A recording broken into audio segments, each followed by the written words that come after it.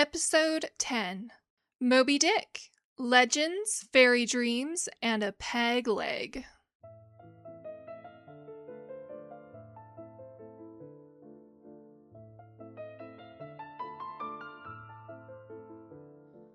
It is that time to prep for your day, motivate yourself to pick up around the house, or wind down for some much-needed R&R.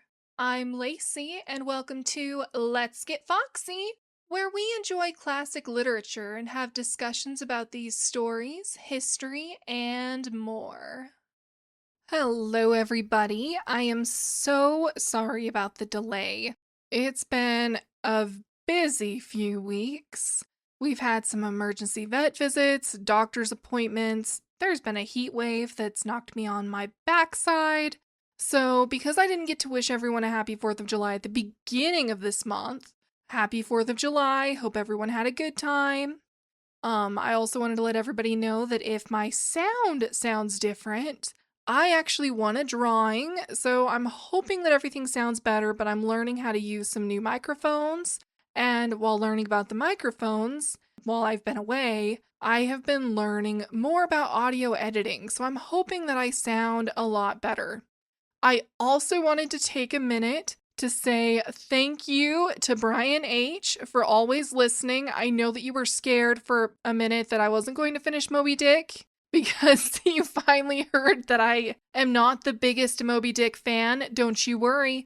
We are going to get through Moby-Dick together. And I'm just grateful that you're here. So, for our topic, I actually received a question from episode 8. And if you don't remember which episode that was, episode 8 was a terrible attempt at a bit of brogue and an island survival at sea. So if you remember my awful attempt at doing the accent, it's from that particular episode. So, a couple people were wondering about the myths surrounding Ichabod Paddock because I didn't go into detail. So, if you recall from our History of Nantucket discussion, about 1692, Ichabod Paddock was brought in to help the island learn how to whale. Now, when I was doing my research about our myths surrounding this man, I discovered very little.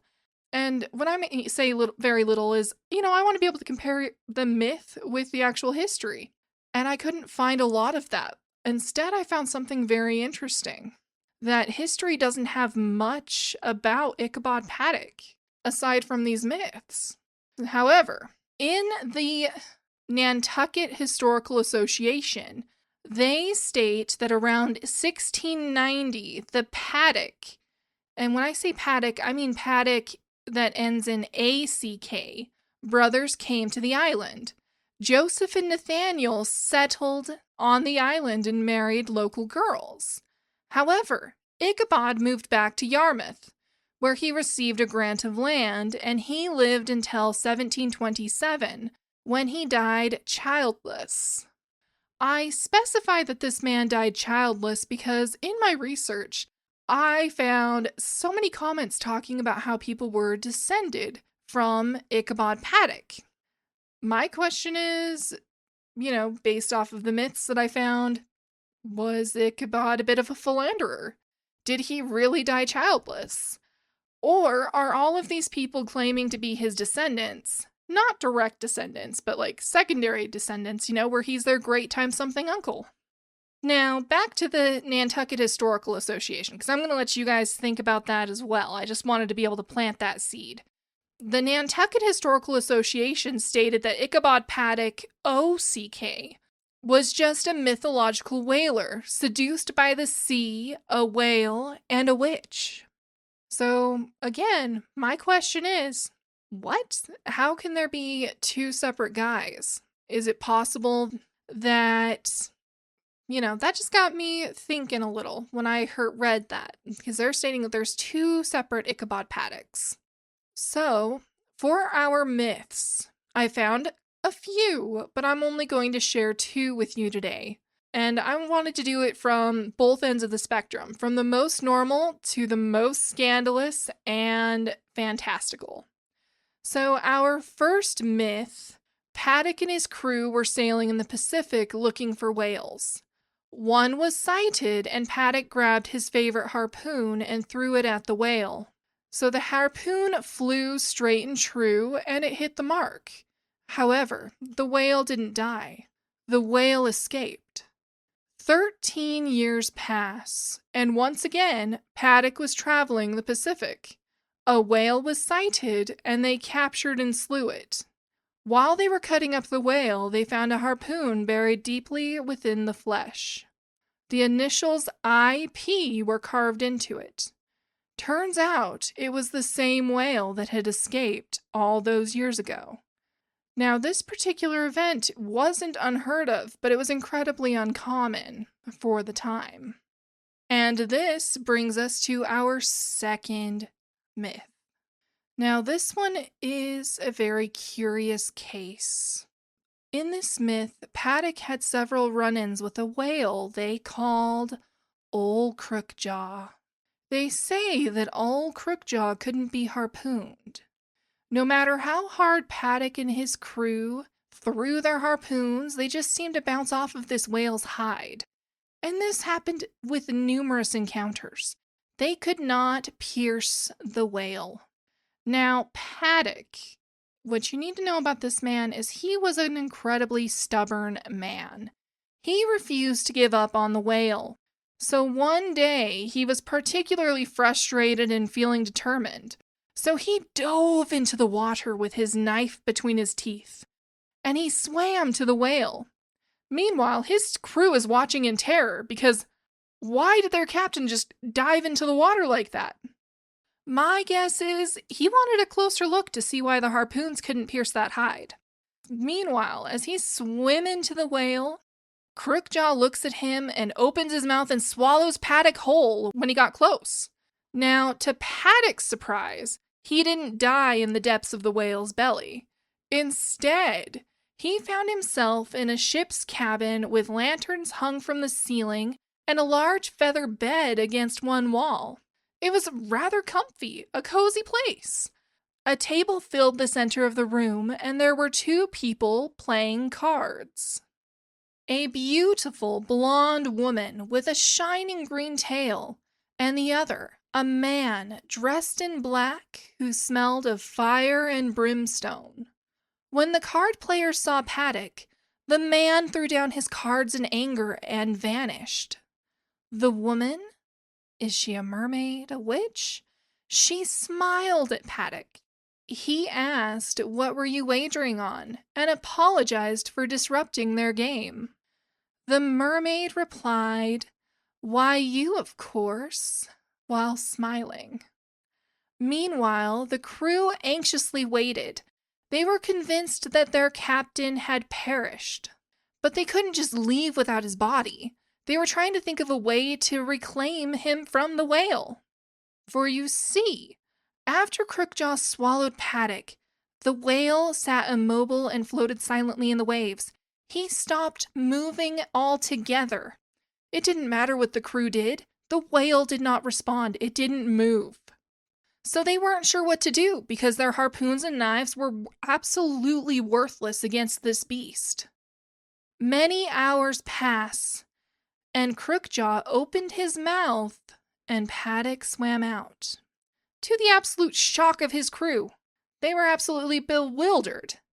So he climbs aboard his ship and said that they needed to come back tomorrow as he had more work to do. So they returned the following day, and again Paddock swam into the whale's mouth. The crew waited for hours until their captain exited the whale, and they did this routine again and again for days, weeks, even a few months. I'm questioning what the owners of the boat thought because they're obviously not bringing in any oil during this time.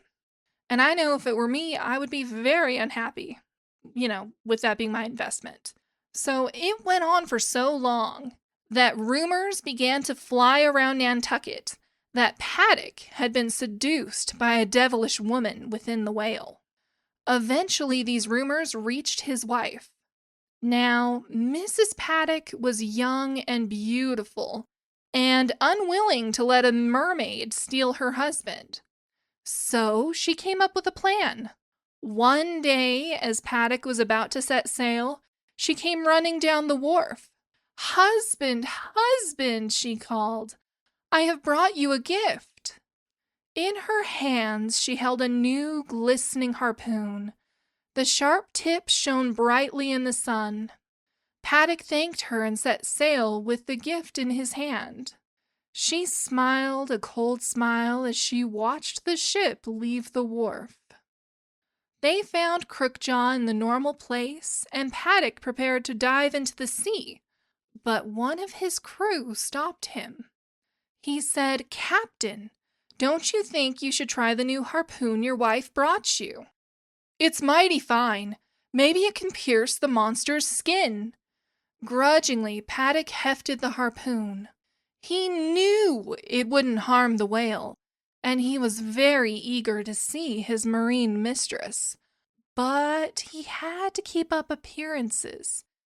So he threw the harpoon, and to his dismay, the harpoon easily pierced the whale's hide. Crookjaw let loose an awful groan as he rolled onto his back and died. You see, Mrs. Paddock had made a trip to go see the local blacksmith. She had gone in and requested a special harpoon be forged, one with a silver tip. For silver is a metal that always defeats witchcraft. When the crew sliced open the whale's belly, they did not find the ship's cabin, only bile and half-digested fish. Paddock desperately searched for some sign of his lover, but all he found was yellow seaweed and a few seashells within the whale. Now, this particular myth has several variations. Some calling the woman a witch outright, a mermaid in others. She's always blonde. She's always got a tail, but some of them specify for sure if she's a witch or not. In one particular version of the myth, his wife came down to the wharf to give him the gift, and she begged him to bring her father with him to go after the whale. He complied and brought his father-in-law, but instead of Paddock being the one to slay the whale, his father-in-law saw that he wouldn't throw the harpoon, so he grabbed it and threw it and slew it himself. In some versions, when he gets swallowed by the whale, there's a door that he has to open. Others specify that the man in black is specifically the devil. They literally state, "The devil was playing cards." And there's other different variations like that, which are very fun. And so I ask you, what are the odds that there were two Ichabod Paddocks in this time frame? Is it possible that history made a mistake? You know, when you're looking at old documents, it's easy to mistake an A and an O. It's incredibly easy. And so is it possible that they were one and the same man? And before Ichabod Paddock returned to Yarmouth, was he a whaler? And did he sail the seas and get a bit of a reputation? Could there have been two separate Ichabod Paddocks, and that's why we have these myths today? Honestly, I don't know. But it's very fun to think about. So I ask you, what do you think? I think it's a little too convenient, but the world has shown me a few curveballs in my time, so I can say I have seen stranger things. So I would be very interested to hear what you think. Just wanted to do a shout out regarding that podcast drawing that I won. I just wanted to say thank you to Casual Captain. You are amazing, and I hope I'm doing your mics proud. Let me know what you think. Genuinely appreciate you. And we are going to begin our reading now. If you have anyone in your life who would be interested in listening, don't forget to share the podcast, and I hope you enjoy our chapters, because we are covering chapters 25 through 31 today. And don't forget to stick around for after, because we have a lot of analysis to go through. Before our book reading begins, I just wanted to take a minute to say this book is a snapshot of the past. This book may contain negative views and/or treatment of people and cultures. This was wrong then, and it is wrong now. Instead of blacklisting these novels, let's recognize the influence and learn from it.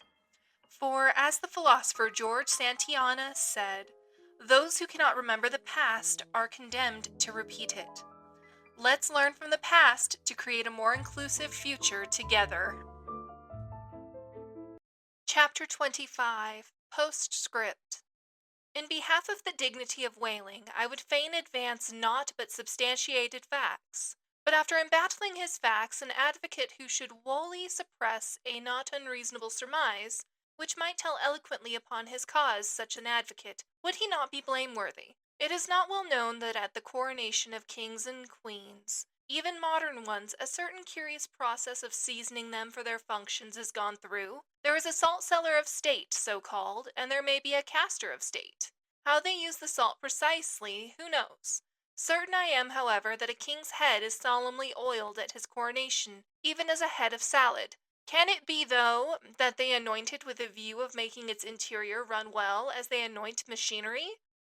Much might be ruminated here concerning the essential dignity of this regal process, because in common life we esteem but meanly and contemptibly a fellow who anoints his hair, and palpably smells of that anointing. In truth, a mature man who uses hair oil, unless medicinally, that man has probably got a quaggy spot in him somewhere. As a general rule, he can't amount to much in his totality. But the only thing to be considered here is this: what kind of oil is used at coronations? Certainly it cannot be olive oil, nor macassar oil, nor castor oil, nor bear's oil, nor train oil, nor cod liver oil. What then can it possibly be but sperm oil in its unmanufactured, unpolluted state? The sweetest of all oils. Think of that, ye loyal Britons. We whalemen supply your kings and queens with coronation stuff. Chapter 26. Knights and Squires. The chief mate of the Pequod was Starbuck, a native of Nantucket and a Quaker by descent. He was a long, earnest man, and though born on an icy coast, seemed well adapted to endure hot latitudes, his flesh being hard as twice-baked biscuit. Transported to the Indies, his live blood would not spoil like bottled ale. He must have been born in some time of general drought and famine, or upon one of those fast days for which his state is famous. Only some 30 arid summers had he seen, though summers had dried up all his physical superfluousness. But this, his thinness, so to speak, seemed no more the token of wasting anxieties and cares than it seemed the indication of any bodily blight. It was merely the condensation of the man. He was by no means ill-looking, quite the contrary. His pure tight skin was an excellent fit, and closely wrapped up in it, and embalmed with inner health and strength, like a revivified Egyptian. This Starbuck seemed prepared to endure for long ages to come, and to endure always, as now, for be it polar snow or torrid sun, like a patent chronometer, his interior vitality was warranted to do well in all climates. Looking into his eyes, you seemed to see there the yet lingering images of those thousandfold perils he had calmly confronted through life. A staid, steadfast man, whose life for the most part was a telling pantomime of action, and not a tame chapter of sounds. Yet, for all his hardy sobriety and fortitude, there were certain qualities in him which at times affected, and in some cases seemed well nigh to overbalance all the rest. Uncommonly conscientious for a seaman, and endued with a deep natural reverence, the wild watery loneliness of his life did therefore strongly incline him to superstition. But to that sort of superstition which in some organizations seems rather to spring, somehow, from intelligence than from ignorance. Outward portents and inward presentiments were his, and if at times these things bent the welded iron of his soul, much more did his faraway domestic memories of his young Cape wife and child tend to bend him still more from the original ruggedness of his nature, and open him still further to those latent influences, which, in some honest-hearted men, restrain the gush of daredevil daring, so often evinced by others in the more perilous vicissitudes of the fishery. "I will have no man in my boat," said Starbuck, "who is not afraid of a whale." By this he seemed to mean not only that the most reliable and useful courage was that which arises from the fair estimation of the encountered peril, but that an utterly fearless man is a far more dangerous comrade than a coward. "Aye, aye," said Stubb, the second mate. "Starbuck there is as careful a man as you'll find anywhere in this fishery." But we shall ere long see what that word careful precisely means when used by a man like Stubb, or almost any other whale hunter. Starbuck was no crusader after perils. In him, courage was not a sentiment, but a thing simply useful to him, and always at hand upon all mortally practical occasions. Besides, he thought perhaps that in this business of whaling, courage was one of the great staple outfits of the ship, like her beef and her bread, and not to be foolishly wasted. Wherefore he had no fancy for lowering for whales after sundown, nor for persisting in fighting a fish that too much persisted in fighting him. For, thought Starbuck, I am here in this critical ocean to kill whales for my living, and not to be killed by them for theirs. And that hundreds of men had been so killed, Starbuck well knew. What doom was his own father's? Where, in the bottomless deeps, could he find the torn limbs of his brother? With memories like these in him, and moreover, given to a certain superstitiousness, as has been said, the courage of this Starbuck, which could, nevertheless, still flourish, must indeed have been extreme. But it was not in reasonable nature that a man so organized and with such terrible experiences and remembrances as he had, it was not in nature that these things should fail in latently engendering an element in him, which, under suitable circumstances, would break out from his confinement, and burn all his courage up. And brave as he might be, it was that sort of bravery, chiefly, visible in some intrepid men, which, while generally abiding firm in the conflict with seas, or winds, or whales, or any of the ordinary irrational horrors of the world, yet cannot withstand those more terrific, because more spiritual terrors, which sometimes menace you from the concentrating brow of an enraged and mighty man. But were the coming narrative to reveal in any instance the complete abasement of poor Starbuck's fortitude, scarce might I have the heart to write it. For it is a thing most sorrowful, nay, shocking, to expose the fall of valor in the soul. Men may seem detestable as joint to stock companies and nations. Knaves, fools, and murderers there may be. Men may have mean and meager faces. But man, in the ideal, is so noble and so sparkling, such a grand and glowing creature, that over any ignominious blemish in him all his fellows should run to throw their costliest robes. That immaculate manliness we feel within ourselves, so far within us, that it remains intact, though all the outer character seem gone, bleeds with keenest anguish at the undraped spectacle of a valor-ruined man. Nor can piety itself, as such a shameful sight, completely stifle her upbraidings against the permitting stars. But this august dignity I treat of is not the dignity of kings and robes, but that abounding dignity which has no robed investiture. Thou shalt see it shining in the arm that wields a pick or drives a spike. That democratic dignity which, on all hands, radiates without end from God himself, the great God absolute, the center and circumference of all democracy, his omnipresence, our divine equality. If, then, to meanest mariners and renegades and castaways, I shall hereafter ascribe high qualities, though dark, weave round them tragic graces, if even the most mournful, perchance the most abased, among them all shall at times lift himself to the exalted mounts, If I shall touch that workman's arm with some ethereal light, if I shall spread a rainbow over his disastrous set of sun, then, against all mortal critics, bear me out in it, thou just spirit of equality, which hast spread one royal mantle of humanity over all my kind, bear me out in it, thou great democratic God, who didst not refuse to the swart convict Bunyan the pale poetic pearl, thou who didst clothe with doubly hammered leaves of finest gold the stumped and poppered arm of old Cervantes, thou who didst pick up Andrew Jackson from the pebbles, who didst hurl him upon a war horse, who didst thunder him higher than a throne, thou who, in all thy mighty earthly marchings, ever cullest thy selectest champions from the kingly commons, bear me out in it, O God. Chapter 27. Knights and Squires. Stubb was the second mate.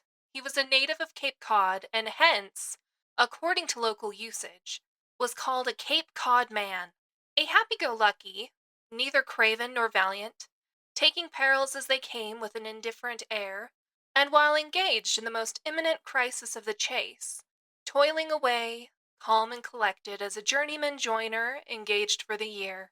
Good-humored, easy and careless, he presided over his whaleboat as if the most deadly encounter were but a dinner, and his crew all invited guests. He was as particular about the comfortable arrangement of his part of the boat as an old stage driver is about the snugness of his box. When close to the whale, in the very deathlock of the fight, he handled his unpitying lance coolly and off-handedly, as a whistling tinker his hammer. He would hum over his old rig-a-dig tunes while flank and flank with the most exasperated monster. Long usage had, for this Stubb, converted the jaws of death into an easy chair. What he thought of death itself there is no telling. Whether he ever thought of it at all might be a question. But if he ever did chance to cast his mind that way after a comfortable dinner, no doubt, like a good sailor, he took it to be a sort of call of the watch, to tumble aloft and bestir themselves there, about something which he would find out when he obeyed the order, and not sooner. What perhaps with other things made Stubb such an easy-going, unfearing man, so cheerily trudging off with the burden of life in a world full of grave peddlers, all bowed to the ground with their packs? What helped to bring about that almost impious good humor of his? That thing must have been his pipe, for, like his nose, his short, black little pipe was one of the regular features of his face. You would almost as soon have expected him to turn out of his bunk without his nose as without his pipe. He kept a whole row of pipes there, ready loaded, stuck in a rack within easy reach of his hand, and whenever he turned in he smoked them all out in succession, lighting one from the other to the end of the chapter, then loading them again to be in readiness anew. For, when Stubb dressed, instead of first putting his legs into his trousers, he put his pipe into his mouth.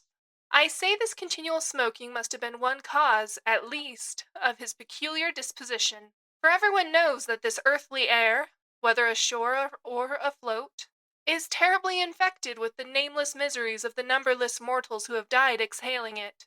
And as in time of the cholera, some people go about with a camphorated handkerchief to their mouths, so likewise against all mortal tribulations, Stubb's tobacco smoke might have operated as a sort of disinfecting agent. The third mate was Flask, a native of Tisbury, in Martha's Vineyard, a short, stout, ruddy young fellow, very pugnacious concerning whales, who somehow seemed to think that the great Leviathans had personally and hereditarily affronted him, and therefore it was a sort of point of honor with him to destroy them whenever encountered.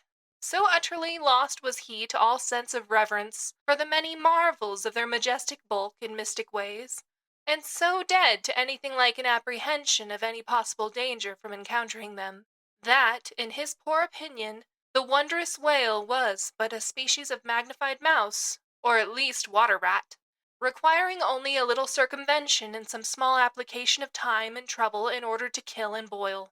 This ignorant, unconscious fearlessness of his made him a little waggish in the matter of whales. He followed these fish for the fun of it, and a 3 years' voyage round Cape Horn was only a jolly joke that lasted that length of time.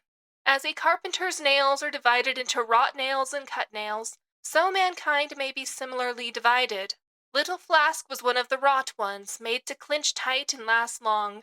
They called him King Post on board of the Pequod, because, in form, he could be well likened to the short square timber known by that name in Arctic whalers, and which, by the means of many radiating side timbers inserted into it, serves to brace the ship against the icy concussions of those battering seas. Now, these 3 mates, Starbuck, Stubb, and Flask, were momentous men. They it was who by universal prescription commanded 3 of the Pequod's boats as headsmen, in that grand order of battle in which Captain Ahab would probably marshal his forces to descend on the whales. These 3 headsmen were as captains of companies, or, being armed with their long, keen whaling spears, they were as a picked trio of lancers, even as the harpooners were flingers of javelins. And since, in this famous fishery, each mate or headsman, like a Gothic knight of old, is always accompanied by his boat steerer, or harpooner, who in certain conjunctures provides him with a fresh lance, when the former one has been badly twisted or elbowed in the assault. And moreover, as there generally subsists between the two a close intimacy and friendliness, it is therefore but meet that in this place we set down who the Pequod's harpooners were, and to what headsman each of them belonged. First of all was Queequeg, whom Starbuck, the chief mate, had selected for his squire, but Queequeg is already known. Next was Tashtego, an unmixed Indian from Gayhead, the most westerly promontory of Martha's Vineyard, where there still exists the last remnant of a village of red men, which has long supplied the neighboring island of Nantucket, with many of her most daring harpooners. In the fishery they usually go by the generic name of Gayheaders. Tashtego's long, lean, sable hair, his high cheekbones, and black rounding eyes, for an Indian, oriental in their largeness, but Antarctic in their glittering expression, all this sufficiently proclaimed him an inheritor of the unvitiated blood of those proud warrior hunters, who, in quest of the great New England moose, had scoured, bow in hand, the aboriginal forests of the Maine. But, no longer snuffing in the trail of the wild beasts of the woodland, Tashtego now hunted in the wake of the great whales of the sea, the unerring harpoon of the sun fitly replacing the infallible arrow of the sires. To look at the tawny brawn of his lithe, snaky limbs, you would almost have credited the superstitions of some of the earlier Puritans, and half believed this wild Indian to be a son of the prince of the powers of the air. Tashtego was Stubb the second mate's squire. Third among the harpooners was Daggoo, a gigantic, coal-black Negro, savage, with a lion-like tread, and a hussarus to behold. Suspended from his ears were 2 golden hoops, so large that the sailors called them ring-bolts, and would talk of securing the topsail halyards to them. In his youth, Daggoo had voluntarily shipped on board of a whaler, lying in a lonely bay on his native coast, and never having been anywhere in the world but in Africa, Nantucket, and the pagan harbors most frequented by whalemen, and having now led for many years the bold life of the fishery in the ships of owners uncommonly heedful of what manner of men they shipped, Daggoo retained all his barbaric virtues, and erect as a giraffe, moved about the decks in all the pomp of 6 feet 5 in his socks. There was a corporeal humility in looking up at him, and a white man standing before him seemed a white flag come to beg truce of a fortress. Curious to tell, this imperial Negro, Ahasuerus Daggoo, was the squire of Little Flask, who looked like a chessman beside him. As for the residue of the Pequod's company, be it said that at the present day not 1 in 2 of the many thousand men before the mast employed in the American whale fishery are Americans born, though pretty nearly all the officers are. Herein it is the same with the American whale fishery as with the American army and military and merchant navies, and the engineering forces employed in the construction of the American canals and railroads. The same, I say, because in all these cases the native American liberally provides the brains. The rest of the world is generously supplying the muscles. No small number of these whaling seamen belong to the Azores, where the outward-bound Nantucket whalers frequently touch to augment their crews from the hardy peasants of those rocky shores.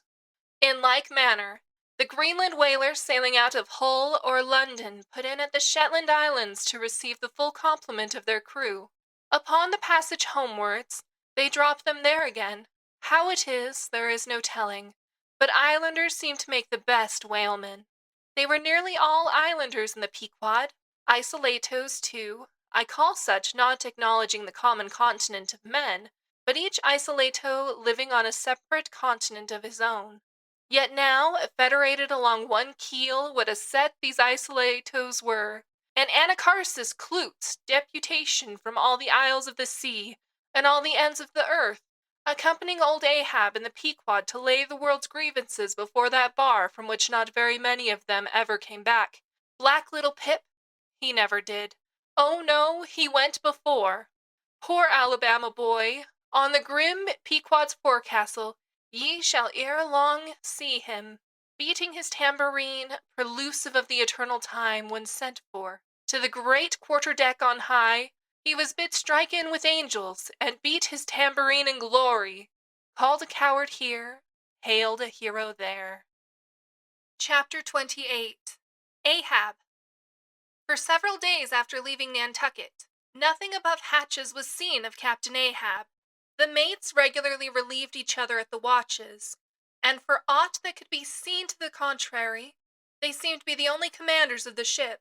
Only they sometimes issued from the cabin with orders so sudden and peremptory that after all it was plain they but commanded vicariously.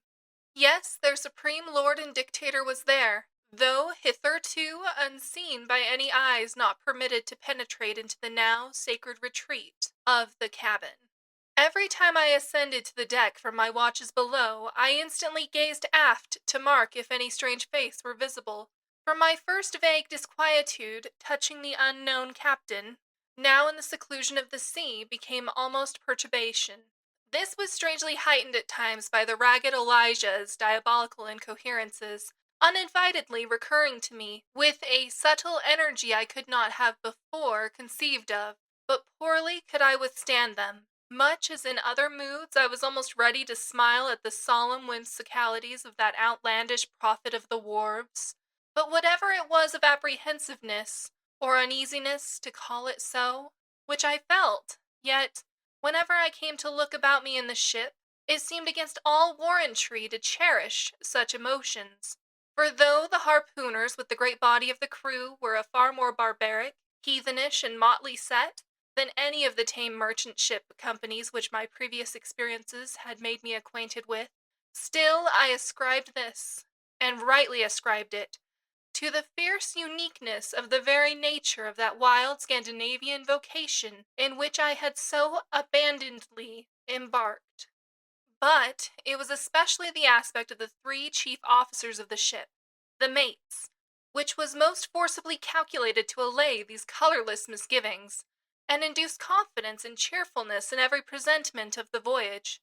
Three better, more likely sea officers, and men, each in his own different way, could not readily be found, and they were every one of them Americans, a Nantucketer, a Vineyarder, a Cape man. Now it being Christmas when the ship shot from out her harbor, for a space we had biting polar weather, though all the time running away from it to the southward, and by every degree and minute of latitude which we sailed, gradually leaving that merciless winter, and all of its intolerable weather behind us.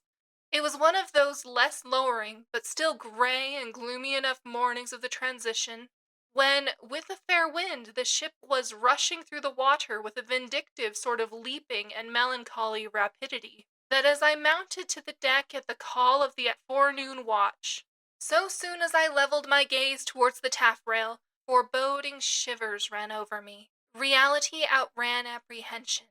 Captain Ahab stood upon his quarter-deck. There seemed no sign of common bodily illness about him, nor of the recovery from any.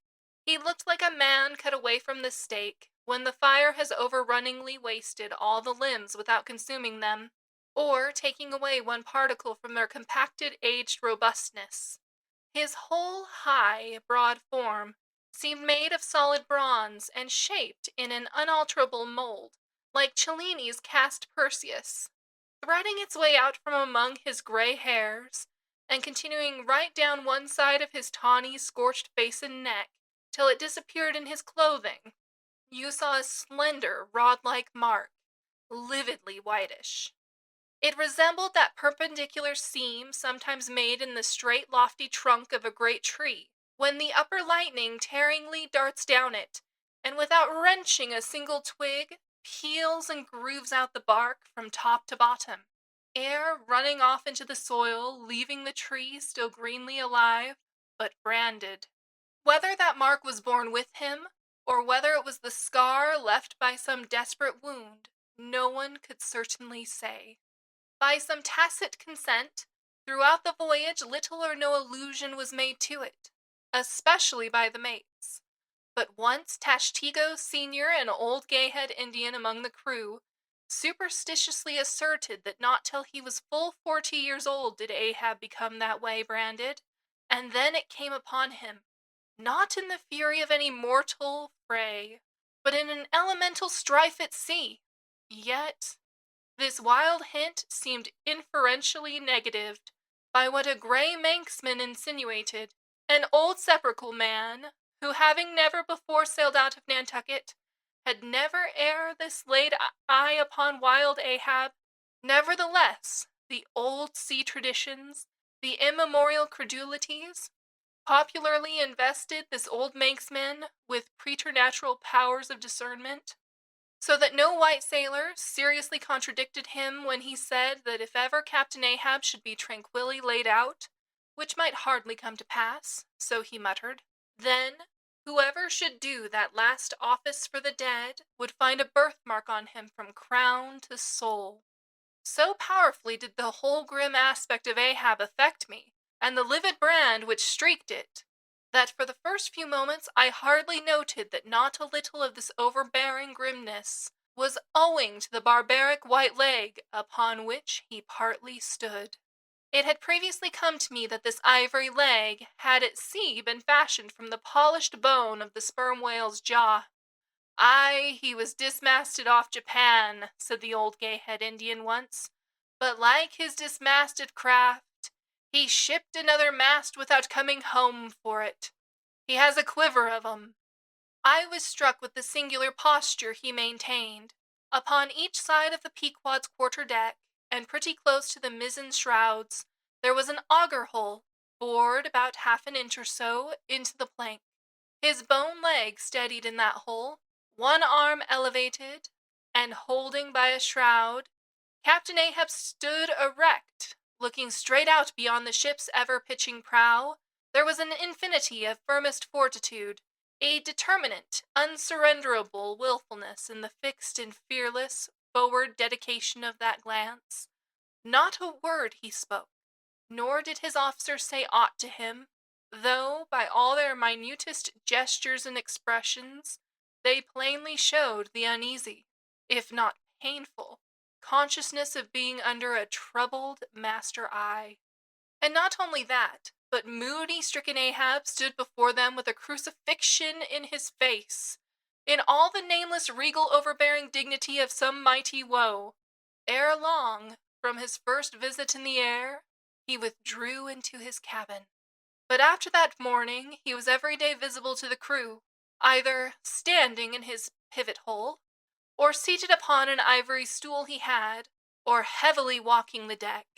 As the sky grew less gloomy, indeed, began to grow a little genial, he became still less and less a recluse, as if, when the ship had sailed from home, nothing but the dead wintry bleakness of the sea had then kept him so secluded.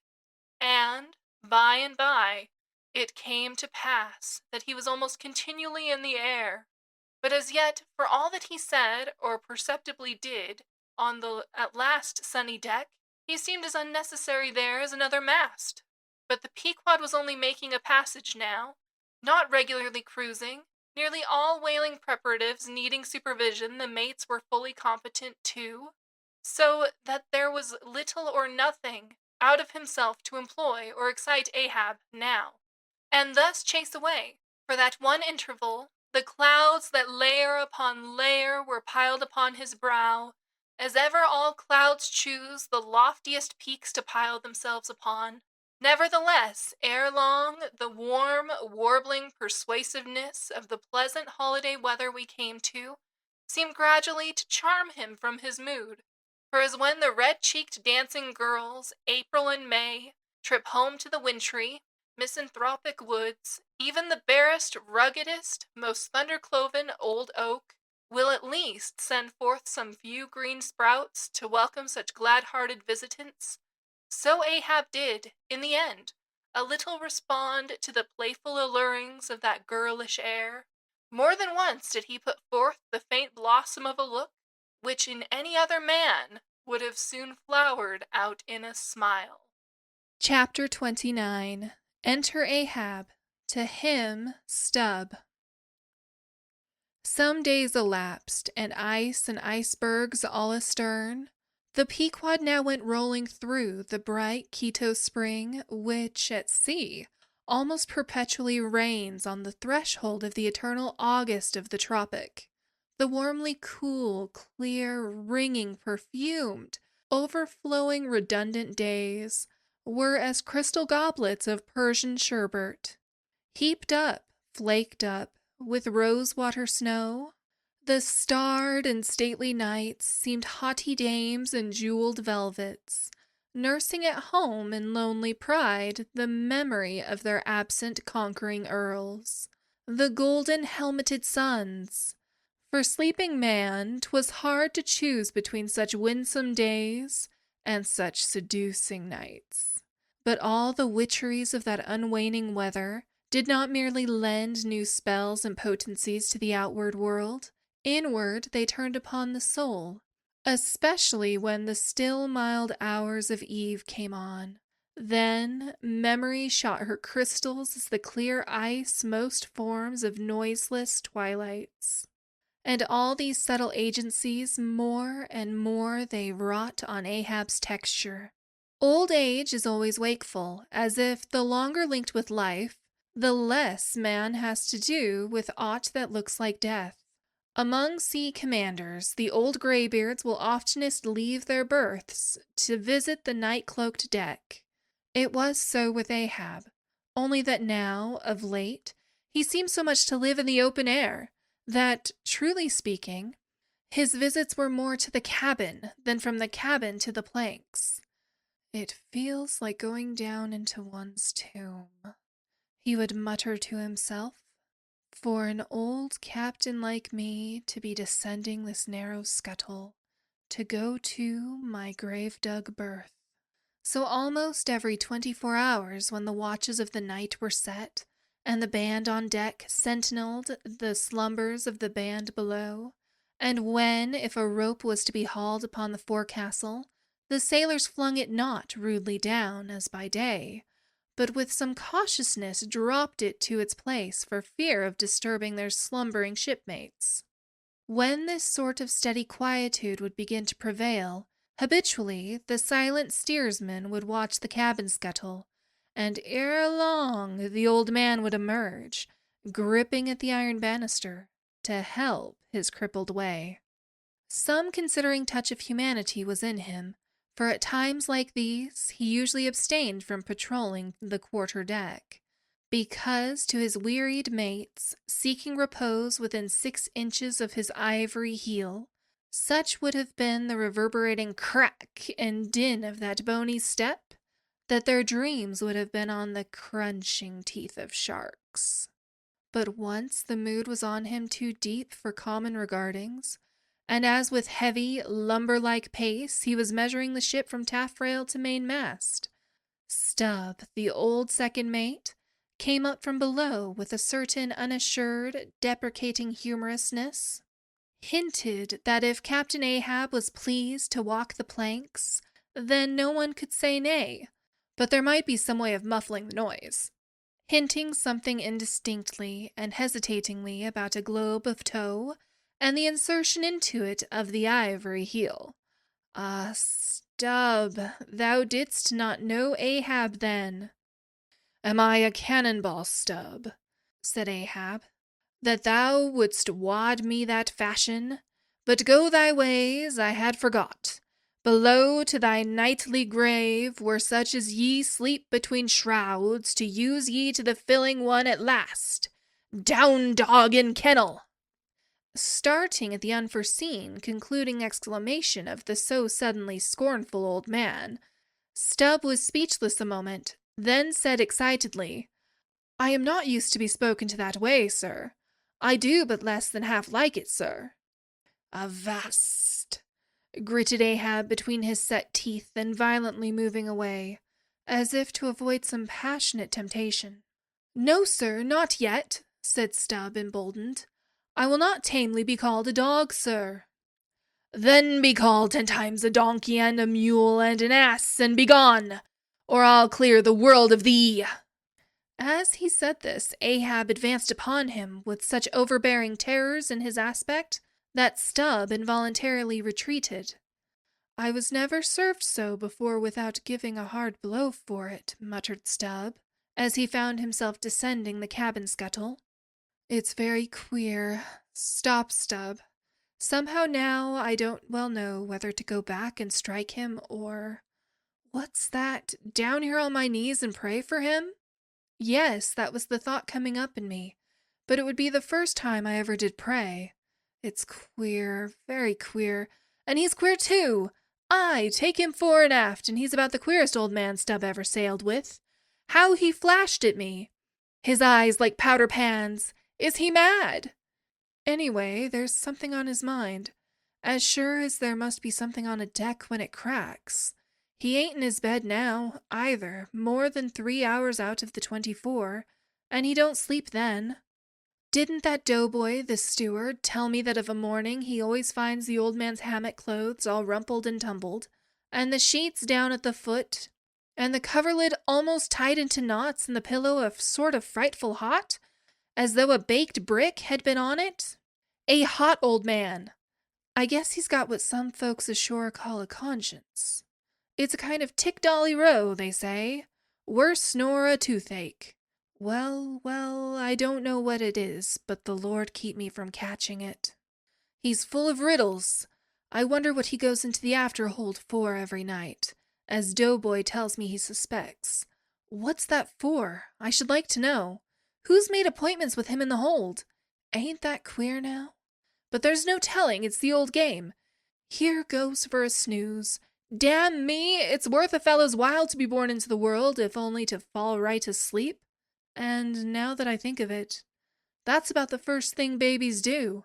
And that's a sort of queer, too. Damn me, but all things are queer come to think of 'em. But that's against my principles. Think not is my 11th commandment, and sleep when you can is my 12th. So here goes again, but how's that? Didn't he call me a dog? Blazes, he called me 10 times a donkey and piled a lot of jackasses on top of that. He might as well have kicked me, and done with it. Maybe he did kick me and I didn't observe it. I was so taken all aback with his brow, somehow. It flashed like a bleached bone. What the devil's the matter with me? I don't stand right on my legs. Coming afoul of that old man has a sort of turned me wrong side out. By the Lord, I must have been dreaming, though. How? But the only way's to stash it.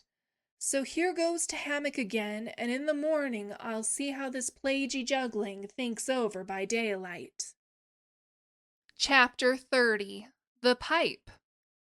When Stubb had departed, Ahab stood for a while leaning over the bulwarks, and then, as had been usual with him of late, calling a sailor of the watch, he sent him below for his ivory stool and also his pipe. Lighting the pipe at the binnacle lamp and planting the stool on the weather side of the deck, he sat and smoked. In old Norse times, the thrones of the sea-loving Danish kings were fabricated, saith tradition, of the tusks of the narwhal. How could one look at Ahab then, seated on that tripod of bones, without bethinking him of the royalty it symbolized? For a Khan of the plank, and a king of the sea, and a great lord of Leviathans was Ahab.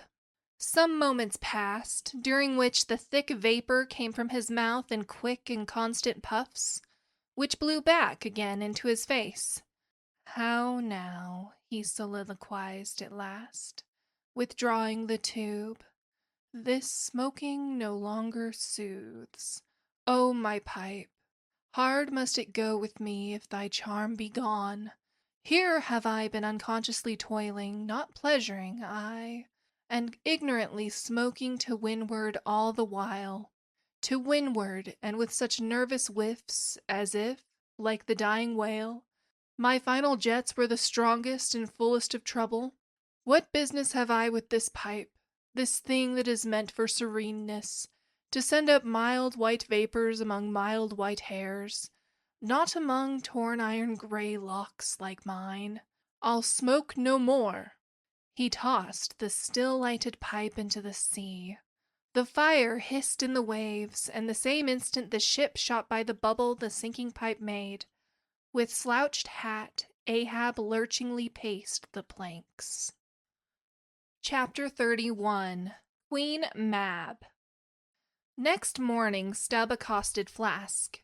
"Such a queer dream, King Post, I never had. You know the old man's ivory leg? Well, I dreamed he kicked me with it.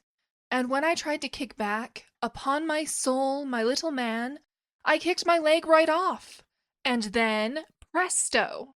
Ahab seemed a pyramid, and I, like a blazing fool, kept kicking at it. But what was still more curious, Flask, you know how curious all dreams are, through all this rage that I was in, I somehow seemed to be thinking to myself that, after all, it was not much of an insult, that kick from Ahab. Why, thinks I, what's the row? It's not a real leg, only a false leg. And there's a mighty difference between a living thump and a dead thump. That's what makes a blow from the hand, Flask 50 times more savage to bear than a blow from a cane. The living member, that makes the living insult. My little man." And thinks I to myself all the while, mind, while I was stubbing my silly toes against that cursed pyramid, so confoundedly contradictory was it all. All the while, I say, I was thinking to myself, what's his leg now but a cane, a whalebone cane? Yes, thinks I, it was only a playful cudgeling. In fact, only a whaleboning that he gave me, not a base kick. Besides, thinks I, look at it once. Why, the end of it, the foot part, what a small sort of end it is. Whereas, if a broad-footed farmer kicked me, there's a devilish broad insult. But this insult is whittled down to a point only. But now comes the greatest joke of the dream, Flask. While I was battering away at the pyramid, a sort of badger-haired old merman, with a hump on his back, takes me by the shoulders and slews me round. "What are you 'bout?" says he. Slid, man, but I was frightened. Such a fizz! But somehow next moment I was over the fright. "What am I about?" says I at last. "And what business is that of yours? I should like to know, Mr. Humpback. Do you want a kick?" By the Lord, Flask, I had no sooner said that than he turned round his stern to me, bent over, and dragging up a lot of seaweed he had for a clout. What do you think I saw? Why, thunder alive, man, his stern was stuck full of marlin spikes with the points out.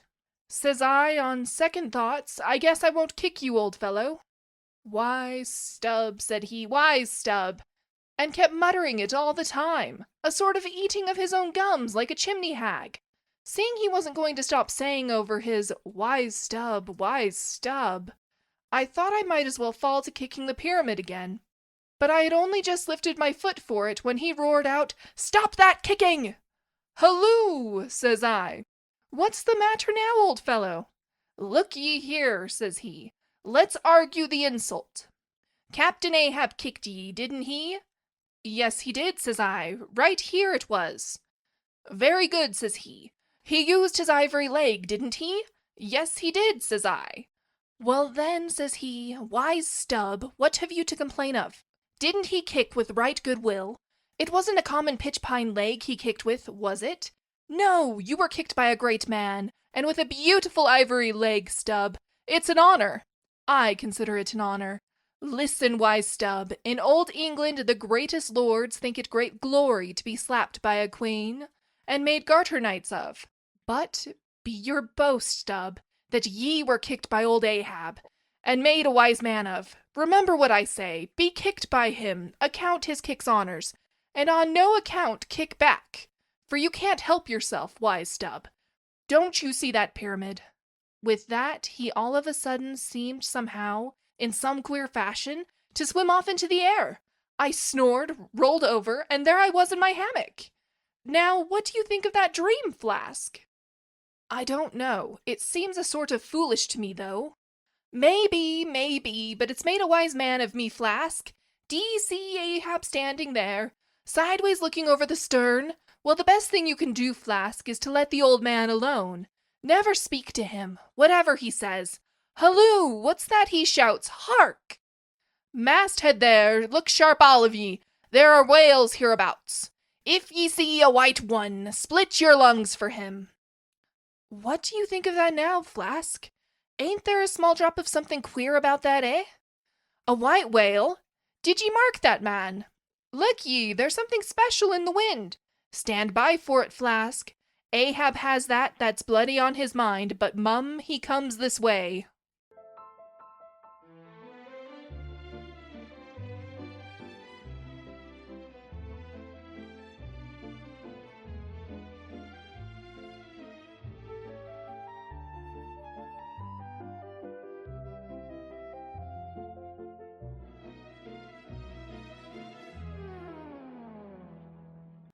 All right, and this brings us to our analysis portion.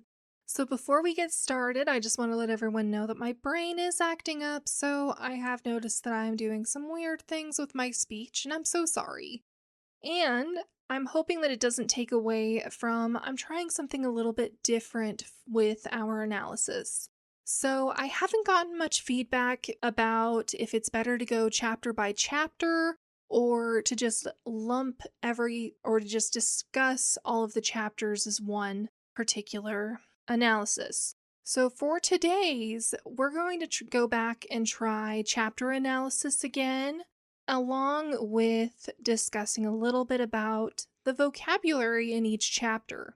I've seen a lot of feedback from people who've tried to read Moby-Dick saying that they need to have a dictionary. And so for my listeners, I'm hoping that this can help make it so you're not needing to reach for that dictionary or your phone as much.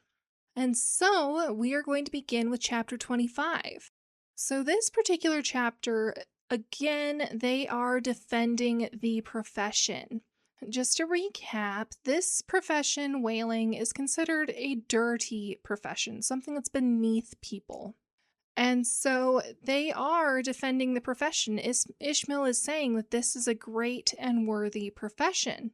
And when he goes and he starts talking about the oil used for royal coronations, he is stating that that isn't your typical run-of-the-mill cooking oil. He is claiming that it is whale oil. And because whale oil is the most royal of oils. I mean, if you think about it, in history, they have related the Leviathan as being the king of the water.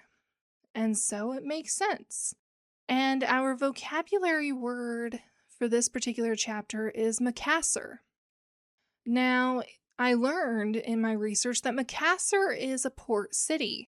But in this particular usage, it is actually an oil used in perfumes and as a hair conditioner to help groom and style hair. In chapters 26 and 27, we learn about contrasts. And when you're like, lady, you just said that you were going to go chapter by chapter and not lump them together.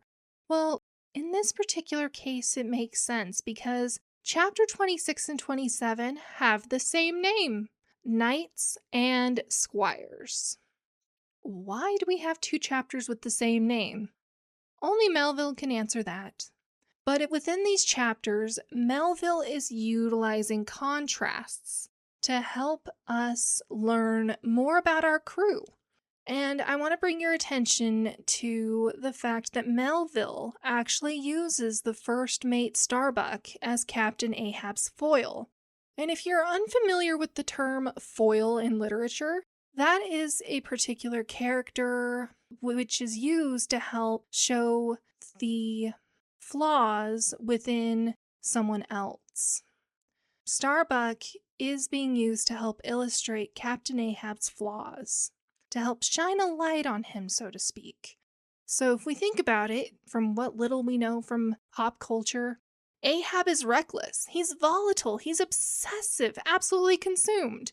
But Starbuck, on the other hand, when we think about this description of Starbuck, this man is pragmatic. He has courage and he has respect for those around him. Starbuck is a good man, and he cares about efficiency and safety. If he's going to go after a whale, he wants to be able to bring every man back. He doesn't go after a whale after dark or when it's going to be too dark to see. He doesn't go after a whale that's too bloodthirsty, as they describe it. He wants to make sure that they make it back. He has a healthy respect for the animal. However, Starbuck isn't perfect. Starbuck has a flaw of his own, and his flaw is that he is unable to stand up to other men. And I bring this up because you're going to see things happen and you're going to be like, why didn't Starbuck say anything? Why didn't he do something? And that is his flaw. He does not have the ability to stand up to others. Now our second mate, Stubb. Oh, Stubb. This man is absolutely carefree. He is so carefree to the point of carelessness. He is insensitive, but he's a reliable seaman and whaler. And when they describe him as always having his pipe, this man has imagination and a sense of humor. And then Flask, our third mate, they describe this man as short and unattractive. Whereas if you think about the description of Starbuck in comparison would be considered tall and handsome. Now, Starbuck isn't quite my type, I'll be the first to say, but he is described as being much taller and better looking than Flask. Flask is described as an adequate seaman. However, he doesn't have a sense of humor or an imagination like Stubb. And when they go to talk about any other great attributes of him, this man, to top it off, he isn't as intelligent as Starbuck. Because if you recall, Starbuck is considered a smart man, not Flask.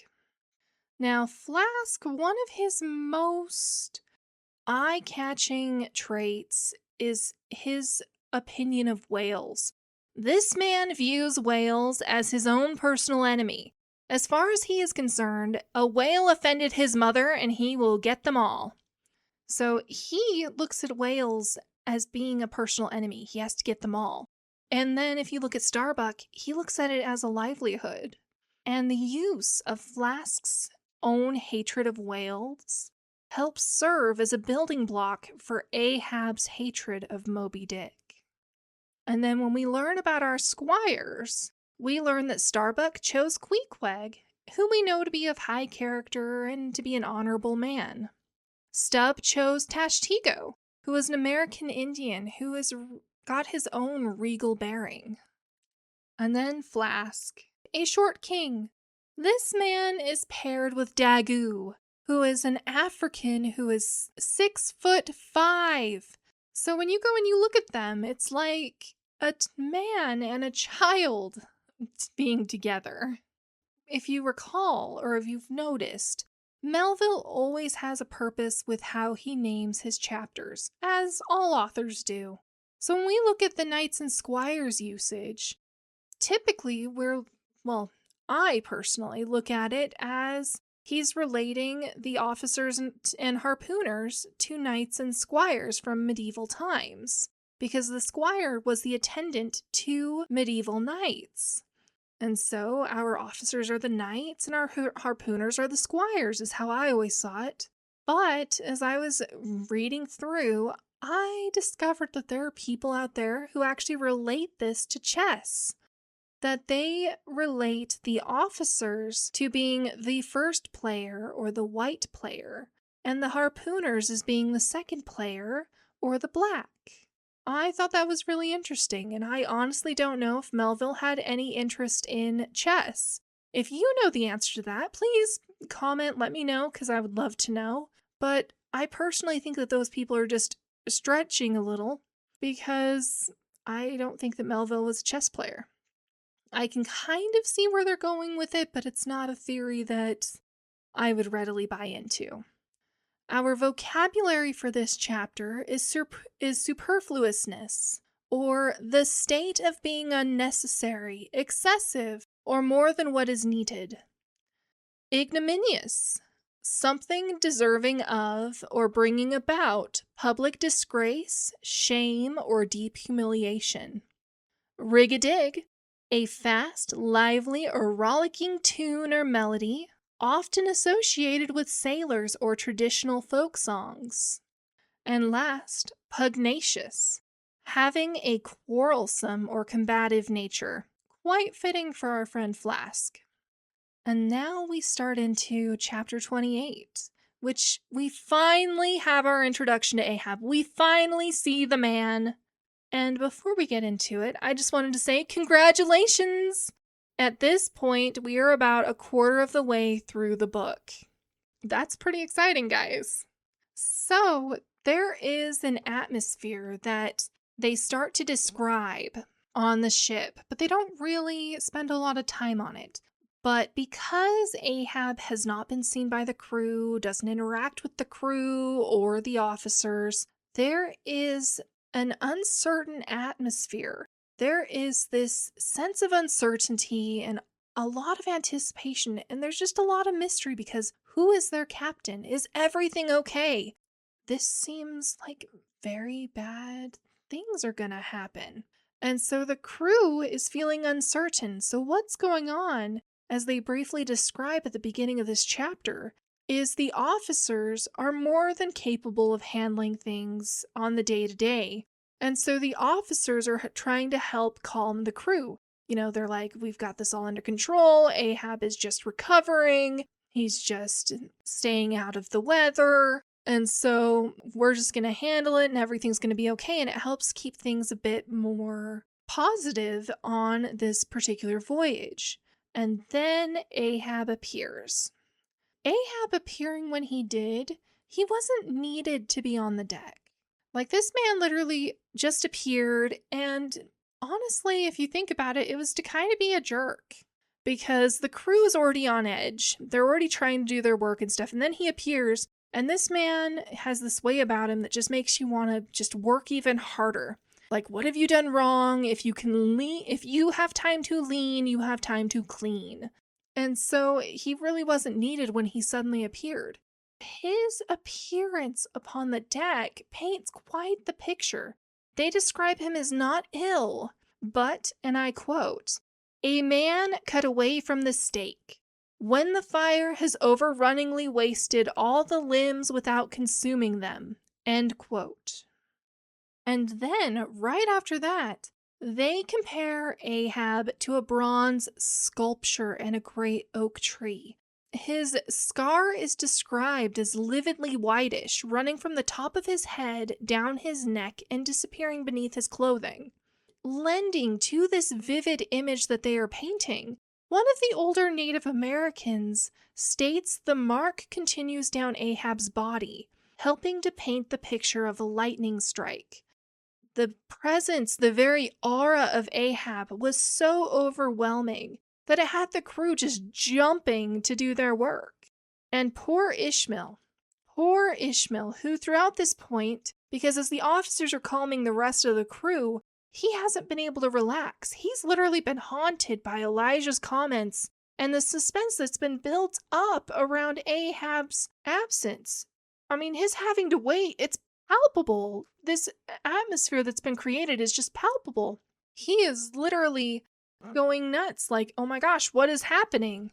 Well, this aura of Ahab, this description, was so overwhelming for Ishmael when he first saw Ahab that he actually didn't even notice that Ahab had the whalebone leg. He didn't even notice that the man was missing a leg. He knew, but he didn't notice it. If you think about the description of Ahab and compare it to Starbuck, they are vastly different men. And so as Ishmael is watching Ahab, he's actually theorizing that Ahab has been kept out of the open air by the cold weather, because if you recall, they left in the middle of winter. And so he was thinking that maybe, being in warmer waters now, that Ahab has finally felt well enough to leave the cabin. Our vocabulary for this chapter is mizzen shrouds. Now, mizzen shrouds are the ropes connecting the third mast, and when I say third mast, I mean third from the front, to the ship's sides. So it's the ropes connecting the third mast to the ship's sides. And this brings us to chapter 29, where we have a narration shift. And I hope that you've noticed, but there's been a slight shift in narration over the last couple chapters. But this chapter specifically is the best example of what we're looking at with the narration shift. So, firstly, the title of this chapter is a stage direction. Enter Ahab, to him stub. So it's saying that we're going from a book to a play. And who is our narrator? Think about it. Who is our narrator? Up to this point, our story has mainly been told through the first-person narrator, Ishmael. However, this particular chapter, we're shifting to a third-person omniscient narration, or in other words, an all-knowing voice outside of our story. This is being signified by the usage of third-person pronouns, and our narrator now has access to the thoughts, feelings, etc. of all of our characters, as well as knowing about events happening all across the ship. Melville uses different narrations throughout the story to help convey things to us. But his use of different narrations has led to many questions for the audience. Is Ishmael an unreliable narrator? What really happened? Who is Ishmael? And more as our story progresses. So let's get a focus more on the story, because that's enough stretching there. We learn more about Ahab through his interactions with the crew and the frictions that occur from those interactions. So we learn that Ahab, from the time that he starts going out on the deck, aside from that first moment where he is just standing like a statue, this man paces the decks. He is constantly on the move, going up and down, up and down. And at night, to not disturb the crew, he's normally very thoughtful. He's normally sitting and either reading a book or smoking his pipe or watching the water. However, this particular night, Ahab's thoughts are too much for him, and they have him pacing the decks. This man is stomping from one end of the deck to the other. That prompted the altercation with Stubb. And what that brings to light, you guys, is this is the officer's first voyage with Ahab. Now, it was more common for you to ship out and at least know, the captain and officers would at least know each other, or would have shipped out together but at least once before. It wasn't unheard of to be completely new to each other.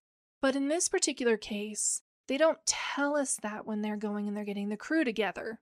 But this tells us very point blank that this is the very first voyage for the officers and Ahab.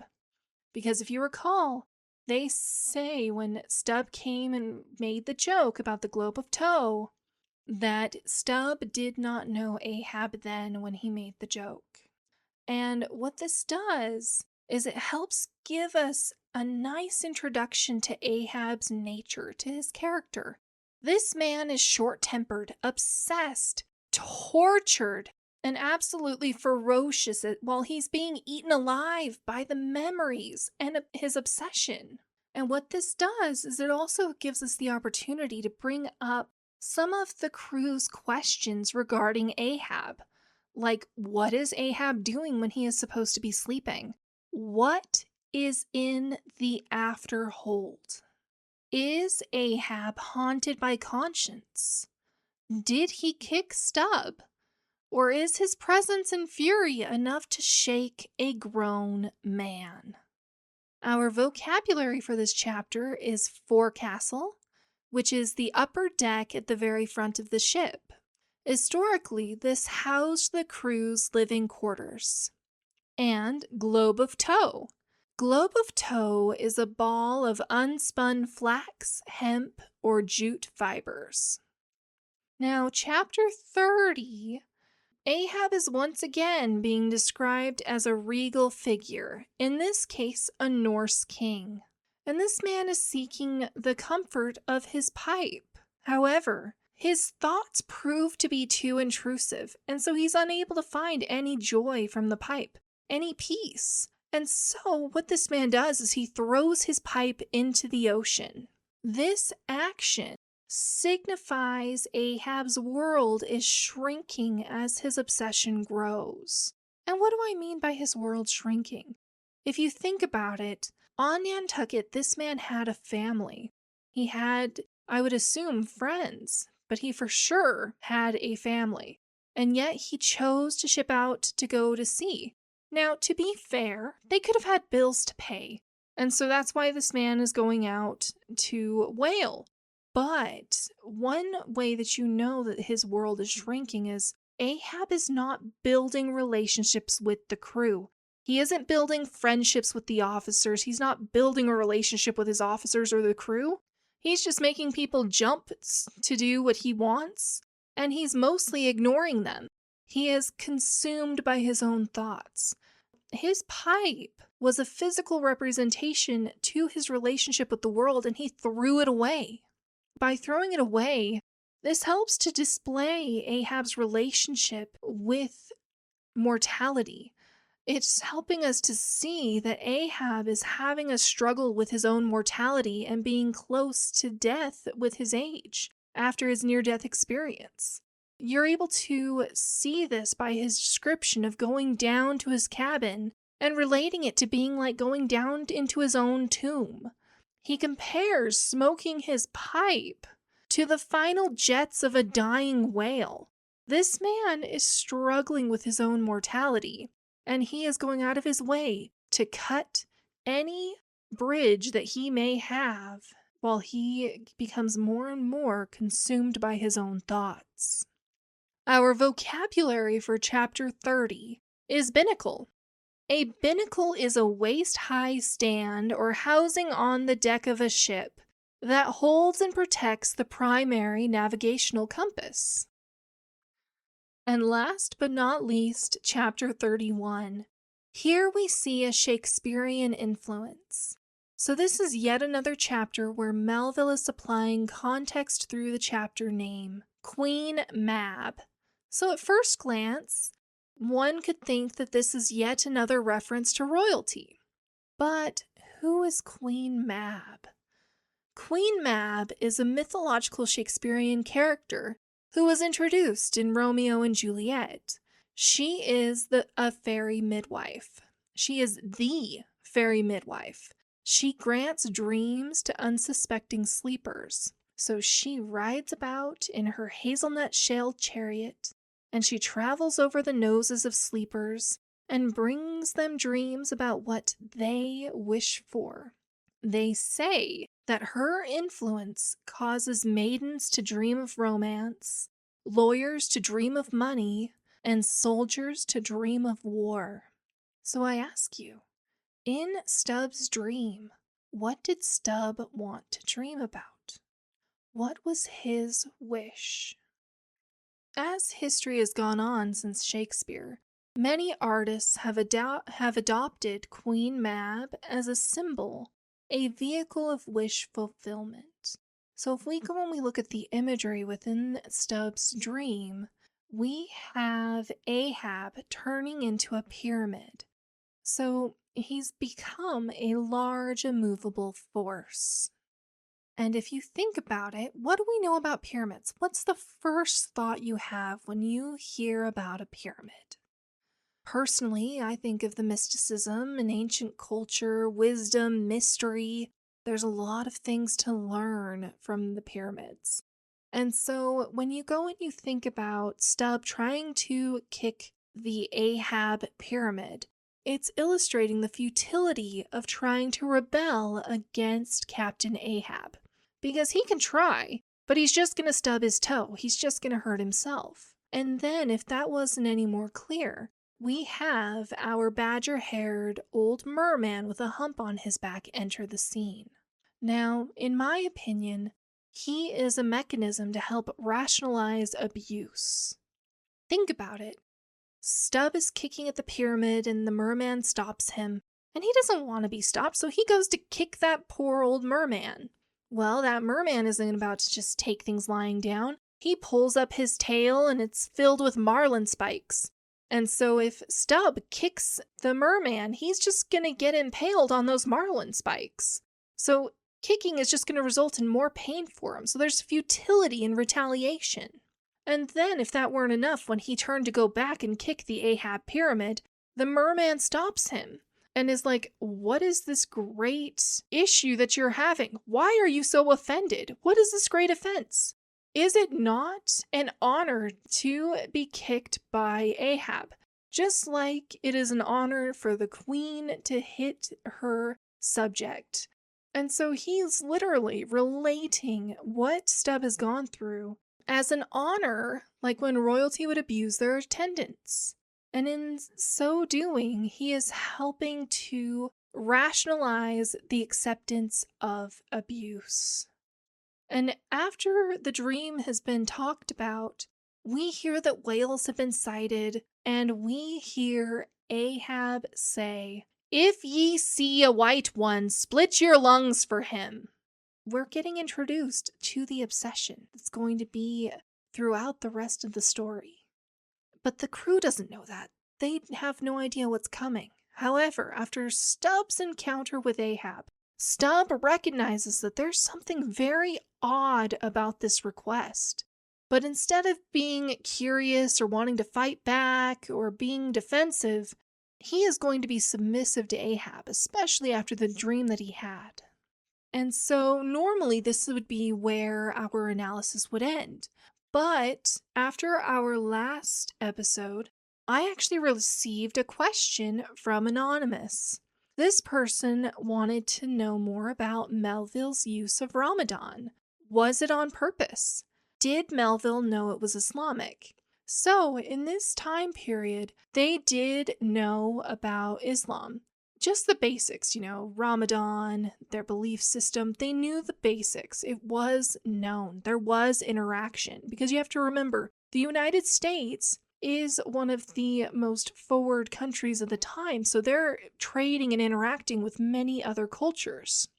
I believe that Melville's use of the word Ramadan to describe Queequeg's religious fast to be quite purposeful.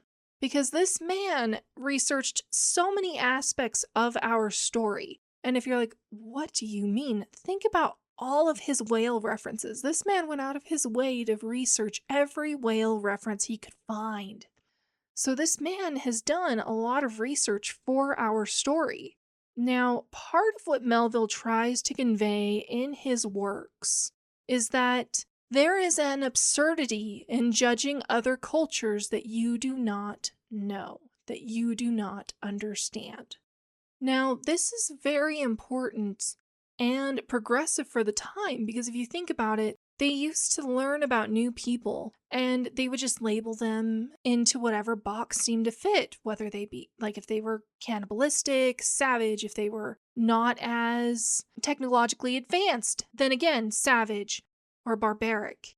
Instead of Melville making this a serious discussion, he chose to use humor as a literary device in his stories. And one example would be when he goes and he references the fast as a humiliation, and breaking that fast, he relates it to Lent and Ramadan. So he's trying to help people to understand the importance of this particular action for Queequeg. This particular fast is just as important as Lent and Ramadan to him. So what Melville seems to be trying to convey is that one's devotion to his beliefs is more important than the specific religion itself. Quite progressive when you think about it. Back to our story, Melville's description of Queequeg during the altercation where they thought he was incapacitated conflicts with what most people of the time would have thought of someone with Queequeg's background. He also threw a little bit of humor in there because if you think about it, when Ishmael and the staff break into the room out of wild desperation, they had to look crazy. They had to look absolutely comical because they come in absolutely convinced, freaking out that Queequeg is in trouble. And Queequeg is calmly and quietly lost in spiritual meditation. And this contrasts with the common belief that he would have been savage or loud, crass, ill-mannered. And this visual is very valuable for the time because so many cultures were misunderstood and commonly mislabeled as barbaric or savage. Now, specifically why Ramadan? Only Melville can answer that, but it does roll off the tongue well in context. I honestly suspect that he had a list of religious terms for while he wrote the story and literally wrote and rewrote this chapter until it flowed precisely how he wanted to help carry this premise within the story. I hope this answers your question, Anonymous. If it doesn't, please let me know and we can do a little bit of digging together. This brings today's episode to an end, so don't forget to send me more questions if you have them. And please do me a favor. Will you share the podcast with one person you think will enjoy the story? Or if this is your very first time listening, hit that like button so you can find me again. Appreciate you guys. I hope you have a fantastic day. Talk to you later. Bye.